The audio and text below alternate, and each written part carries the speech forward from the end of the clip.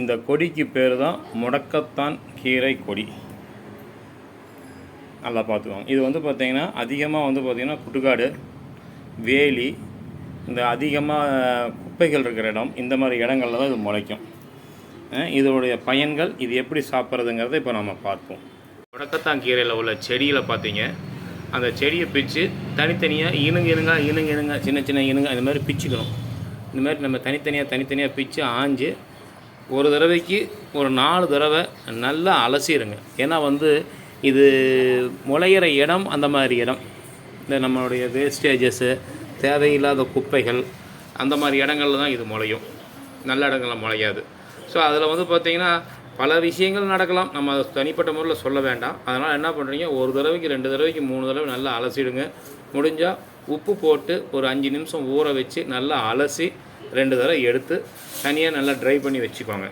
முடக்கத்தான் கீரையை வந்து பார்த்திங்கன்னா அந்த கிள்ளி வச்சு ஆஞ்சி வச்ச முடக்கத்தான் கீரையை நல்லா உப்பு தண்ணியில் ஒரு 5 நிமிஷம் நல்லா 5 10 நிமிஷம் நல்லா ஊறணும். காரணம் வந்து பார்த்திங்கன்னா இது முளைக்கிற இடம் அந்த மாதிரி நான் தான் ஏற்கனவே சொல்லியிருக்கிறேன். நல்லா என்ன பண்ணுறீங்க, அலசி எடுத்து வச்சிடுறீங்க. அதுக்கப்புறம் வந்து பார்த்திங்கன்னா தேவையான அளவு பச்சரிசியை வந்து ஊற வச்சு அதை வந்து மாவாக்கிக்கணும்.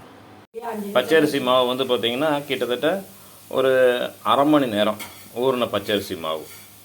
இது என்ன பண்ணணும், நல்லா மாவாக ஆட்டிக்கணும். அதுக்கப்புறம் மிக்சியில் என்ன பண்ணுறீங்க, நான் அந்த அலசி வச்ச முடக்கத்தான் கீரை, இது கூட வெங்காயம், சின்ன வெங்காயம், பூண்டு, காரத்துக்கு வந்து பார்த்திங்கன்னா ஒரு 4-5 வரமிளகா, ஜீரகம், மிளகு, இது எல்லாத்தையுமே மிக்சியில் ஒன்றா போட்டு நல்லா நைஸாக அரைச்சிக்கணும். ஆச்சா, இதுக்கு வந்து பார்த்திங்கன்னா இப்போ அந்த அரைக்கும் பொழுது இந்த கீரை இதெல்லாம் அரைக்கும்போது இதுக்கு தேவைக்கு வந்து பார்த்திங்கன்னா கொஞ்சம் உப்பும் சேர்த்துவாங்க. உப்பு வந்து எப்போவுமே வந்து எந்த ஒரு பொருளுக்கும் கல்லுப்பு தான் சேர்த்தணும், தூளுப்பு சேர்த்தாதீங்க. ஏன்னா வந்து தூளுப்பில் உள்ள விஷயமும் கல்லுப்பில் உள்ள விஷயமும் வெவ்வேறு. அதனால் கல்லுப்பு தான் நல்லது. கல்லுப்பு சேர்த்து அரைச்சிக்கணும். வந்து கிரைண்டரில் நல்லா மாவு அரைச்சி வச்சாச்சு.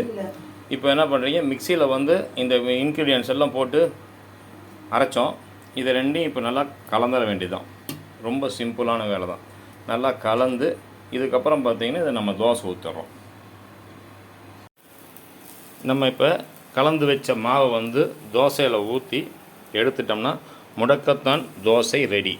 அருமையான முடக்கத்தான் தோசை. இதற்கு வந்து பார்த்திங்கன்னா தொட்டுக்கிறதுக்கு வந்து பார்த்திங்கன்னா சட்னி உங்களுக்கு என்ன வேணுமோ செஞ்சுக்கோங்க. பருப்பு சட்னி இருக்குது, தேங்காய் சட்னி இருக்குது, கடலை சட்னி இருக்குது. வேறு சட்னி எடுத்து தாளிச்சு விட்டு இதை ஊற்றி சாப்பிட்டுக்கலாம்.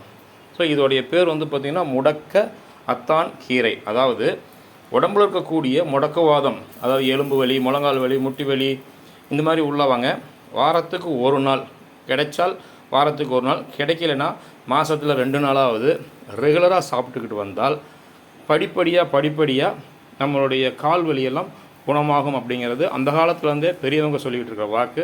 அதனால் ரெகுலராக இதை சாப்பிடுங்க. சாப்பிட்டவங்க தயவு செய்து இதோடைய டேஸ்ட் எப்படி இருக்குது அப்படிங்கிறத வந்து பார்த்திங்கன்னா இந்த கமெண்ட் போடுங்க. உங்களுக்கு தெரிஞ்சவங்களுக்கெல்லாம் இதை வந்து ஷேர் பண்ணுங்கள், லைக் பண்ணுங்கள். தேங்க்யூ.